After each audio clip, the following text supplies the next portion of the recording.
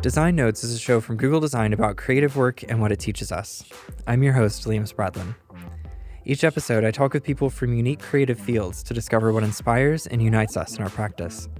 In this episode, I spoke with Kerry Murphy, founder of the Fabricant, a digital fashion house producing couture that only exists in virtual space. We want to make clothing for our lives, our identities. And the question then is, what is that experience, or what is that tool that enables everybody to live in the virtual realm? In the interview, Kerry describes a future in which everyone lives with a virtual twin, and why creating your own virtual embodiment is a self-actualizing experience. I was kind of able to start breaking those stereotypical barriers that I had set for myself throughout my life, just by being able to observe myself from a third-person perspective in the 3D space. We also explore what it's like to design materials that can't exist in physical space, and the impact virtual couture will eventually have on the world. Let's get started. Kerry, welcome to Design Notes. Yeah, thank you so much. Thanks for having me. To start out, how I always do, I'm interested in what your journey has been like to your current work and how that journey has influenced the kinds of things that you're working on. So my background is in film and visual effects, and I worked in advertising for over a decade. And I felt that advertising industry is a little bit soulless and doesn't necessarily have a purpose in most of the work that we do. And I think I was always searching for purpose in my work. And basically, I just happened to make one animation test with clothing, and it was a complete miserable fail. And through that, I established conversation with some fashion designers who happen to be digital fashion designers to basically see how I can animate clothing in a much better way, only to realize how far fashion industry is from actual digital transformation. Because I thought that all fashion designers are just designing in 3D software these days. But it happened that it's only the start of the digital transformation of fashion industry currently. And there I just understood that the whole fashion industry is completely unsustainable, very toxic environmentally, plus also culturally. So I saw that there was a lot of opportunity to change, and I actually saw that there was a lot of opportunity to create that type of change through 3D in fashion, because basically if you completely democratize the design practices into digital practices, you can be basically saving a lot of materials and waste in the process itself. So meeting up with my current co-founder, Amber, who's, let's say, a true visionary when it comes down to creating that digital change in the fashion industry, it gave me a new opportunity to basically start a 3D animation company focusing completely on fashion. So I think that's basically the short story of how I came about going from visual effects to becoming a fashion design company. So you talked about using 3D and digital to reduce waste in the process of creating fashion, but I also want to get into what digital couture is. Well, I mean, if you look up the word couture, it only means sewing. Then there's, of course, haute couture, which is like this high-end luxury fashion, which is only like, I think 30 companies in the world can call themselves haute couture companies. So digital couture is basically the exact same as couture on its own, but we're doing digital sewing. So we don't use any material samples in the design process whatsoever. Our whole design process is in 3D software, hence digital couture. And how is that work eventually consumed? Well, I mean, the user case changes quite a lot with it because it's digital clothing. So essentially, it's not something that you wear on your physical body, and it's not something that keeps you warm. We believe that our lives are becoming so virtual, these lives, that at some point, people will actually want to start dressing their virtual identities. And what I mean by virtual identities right now, that can be your Instagram profile picture, your Facebook profile picture, your LinkedIn profile picture. But in the future, we believe that everybody will have a digital twin of themselves that they will actually want to curate in a certain way that will go with their identity, which we believe is going to be somewhat different from our physical identities. The way we identify ourselves in our physical world, of course, is much more limited than in our virtual world. the way we speak on social media is different the way that we speak in our physical lives. And we believe that digital clothing is just going to be a big tool and a vessel to create our digital identities and to communicate to our peers, our different communities, our friends, our family, you name it. The distinction between our physical embodiments and the virtual identities that we have is really interesting, especially thinking about how that idea is already manifesting, where we're using the physical aspects of our embodiment to create that digital twin that you mentioned. And I think right now, from what I understand, when someone buys a piece of digital couture, they still need help putting it on because it's still being put onto some representation of their physical embodiment. So I'm wondering, do you think that that will change in the future, that the tools that we have for creating these will be such that we'll be doing that ourselves? Absolutely. I think I always use this example from the film industry because I had to go to university for several years to learn all the tools and cameras and editing software, and I really was proud of the fact that I knew all of these tools that nobody else really knew around me. And then with the birth of smartphone, now everybody is basically a filmmaker. Everybody has a camera in their pocket, an editing tool in their pocket. YouTube is a great distribution tool. You know, you can basically be marketing all your videos.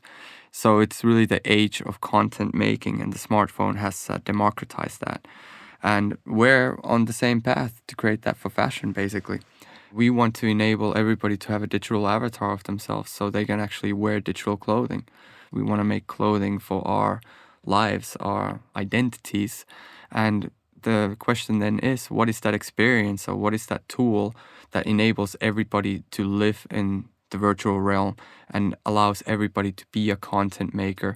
We want to be co-creators where we actually bring that fashion craftsmanship as it exists today in the physical world, bring it into the digital space and make those tools that allow everybody to think along and to create garments with them, for their virtual use. I'm also interested in, again, this idea of having a virtual embodiment and dressing it and having that represent you online, because I think that the initial conceit of social media was that this person who's posting is a representation of you authentically.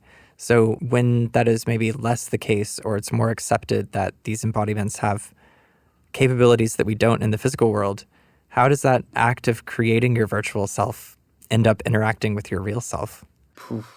No, it's a good question. And I think the immediate answer would be, let's say, an augmented reality of overlaying digital items on top of our physical lives.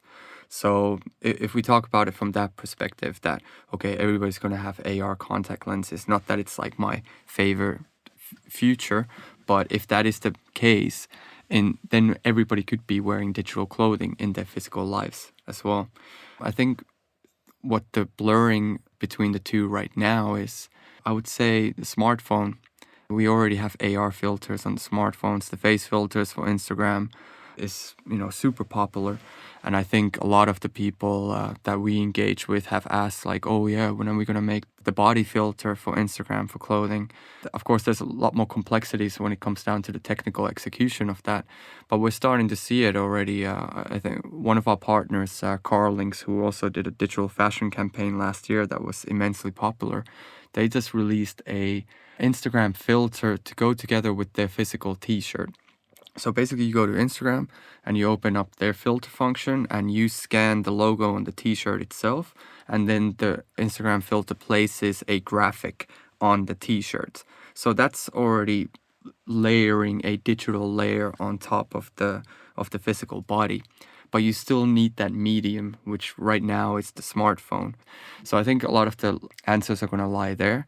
And when we talk about the Fabricant, let's say 100-year vision, I think it was Amber who mentioned it first, that she was imagining that we'll all be wearing holograms, that we're basically wearing a basic bodysuit, and on top of that, there will be a form of a hologram on top of us. Technologically, right now, that's not really possible, but we can't even imagine what will look like 100 years from now. So I can completely imagine that our clothing can be completely digital at some point. Focusing on the creation of digital clothing, In past conversations, when I've talked to folks who are working on physical garments, we talk about things like how the garments move, how they drape over a body, how they fit, the texture of the material, things like that. I'm interested in what those are in a virtual environment. What are the constraints, if any, or like what kind of parameters are you thinking about? Good question. I mean, for us, the language is the exact same. We talk about drape, fit, stitches, seams, materials. I think that's basically 80% of the conversation. But we talk about it from a technical pipeline perspective. How do we insert the stitches from our 3D fashion software to our professional software? We're trying to create a pipeline where somebody says, I want a top stitch there, that stitch gets automated throughout that whole technical pipeline. So I think that's a little bit of a different part of the discussion. But we also say that we take the language of fashion craftsmanship and we just do the digital craftsmanship side of it. So basically, it's the same type of craftsmanship, just in a different space. The way we construct stuff is completely different. So when I go to fashion universities and I see these kids there, basically with their scissors and their paper patterns, cutting patterns out, kind of reminds me of how film industry was before the 90s, that, there was an editor cutting a spool of film, pasting it back together only to check how the edit works. That's kind of where fashion is right now. But when you look at the 3D software itself, you basically have two layouts. One side of the window is to draft your 2D pattern, and the other side of the window is to draft the 3D volume, where you basically 3D stitch it together to create the 3D volume of the garment itself. Now, I don't know exactly how much faster that is, but I can tell you that you're not going to be able to put a physical t-shirt together in 2 minutes. What's possible basically in 3D. So I think that whole ideation process, that whole design process from a creative perspective becomes so much more powerful, because basically you can put your ideas down in 3D almost as fast as you can sketch them down on paper. Within a day, you can go through hundreds of different ideas, colorways, details, blocks, silhouettes, something that typically can take weeks, if not months, to put together in the physical world. I'm interested also in the new material possibilities afforded by virtual fashion and what it's like to invent a new material and think about how it exists on its own and also how it interacts with the environment and maybe with other virtual materials as well. That's probably my favorite part of the whole process itself, is to actually create stuff that's not possible in the physical world. And I believe that's where 3D actually provides the most value for fashion, is to actually do stuff that you will never be able to do physically because of gravity, for instance. With materials, you get to play around a lot with it. It does need to be much more technical and a little bit more engineering type minded from a different perspective to actually ideate and be super creative. And I guess in 3D, the rule is, as long as it looks good, it's good. Or at least you need to be able to get some type of emotional engagement out of it. It can be super ugly, it can be super beautiful. As long as you're creating something that resonates and that has visual appeal in one way or another. And again, it's the same thing. You get to play around and try hundreds of different things within a day. Unlike fashion, where if you're going to talk about material innovation, it can be months, if not years, before you're, coming out with something that's visually appealing to actually put on the clothing itself. I also want to talk about how people are responding to these products right now, both as they see things like digital installations that are showing off new garments, or when they actually see themselves or a representation of themselves wearing these garments. It is still very niche that not many people have a virtual representation of themselves, yet alone a photorealistic representation of themselves in 3D. So not many people have gone through that process of actually getting an avatar of themselves and putting digital clothing on themselves. But this is something that I already did in 2017 as a proof of concept for myself, to see how that process goes from a technical perspective, only to find out that there was a real, let's say, psychological aspect to it as well. First of all, having to do the body scanning half naked and knowing that I was going to put those results out into the web was kind of scary, and yeah, kind of hit my own insecurities in a lot of different ways.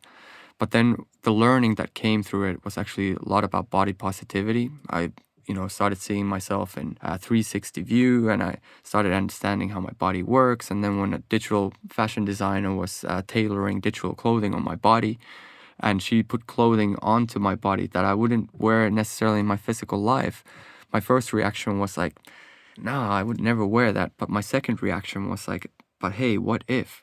How would I feel? So all of a sudden, I started becoming much more open to things that I was not necessarily open for before.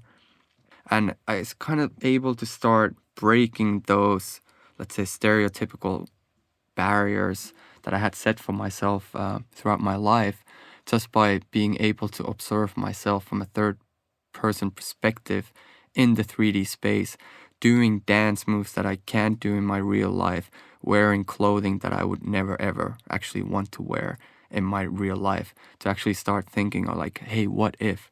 So I actually started taking dance lessons to, try different things out, to express myself differently from a creative perspective.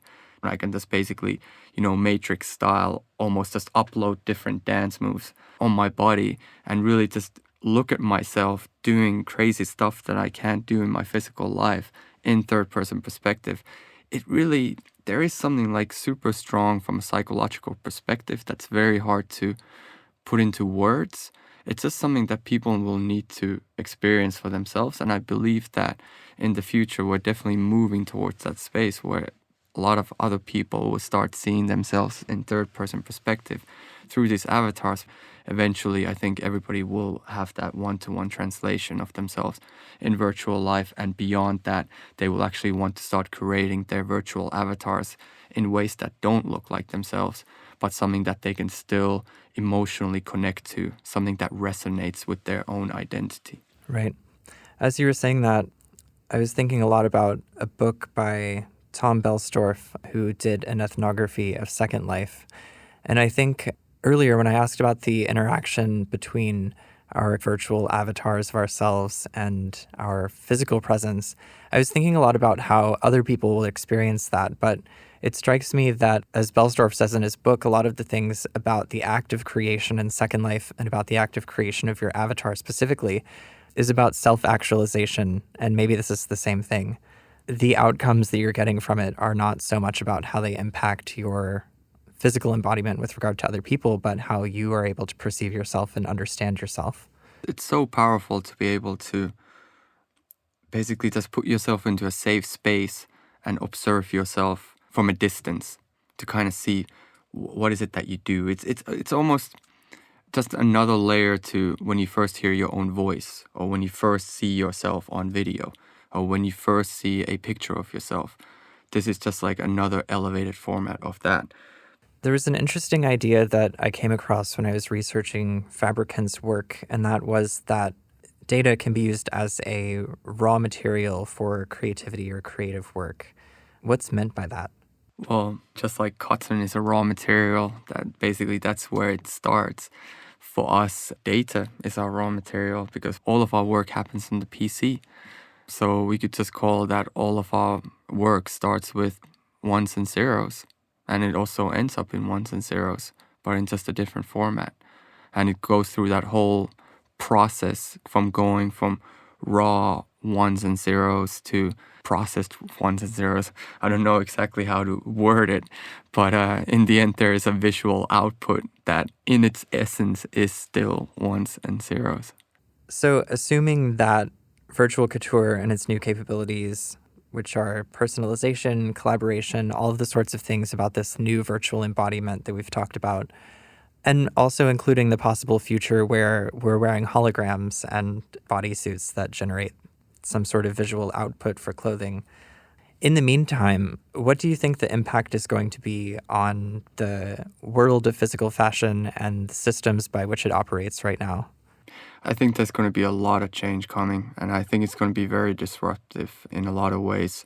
I think we're going to move more towards local manufacturing, because basically we won't need that overstock anymore. We won't need to produce in high quantity because we're moving towards a production on demand business model where actually all the clothing can be 3D renders until the purchasing point. So once the consumer actually buys the clothing via e-commerce or online store, then that gets manufactured. But I also believe that that whole manufacturing process is going towards automation, where robots will be making our garments. So that disruption, I think, will be, let's say, fairly destructive for a lot of countries. And I hope that there will be companies and organizations who can make that transition as friendly as possible for the people that actually rely on that income on a daily basis, because most of our garments are still, handmade. It's still manual labor. And I think that's kind of one of the biggest things that some people in our network are asking us, what are we doing about that aspect? And honestly, I don't really know. We're barely surviving as a company to begin with. So that will definitely have to be something that, from an ethical perspective, we really need to take a stance on and to be aware of the type of change that can come through virtualization, and hope that we can really help support that transformation when it comes down to the places that are very much relying on that physical production at the moment. Right. Well, thank you again for joining me, Kerry. Cool. Thank you so much for having me.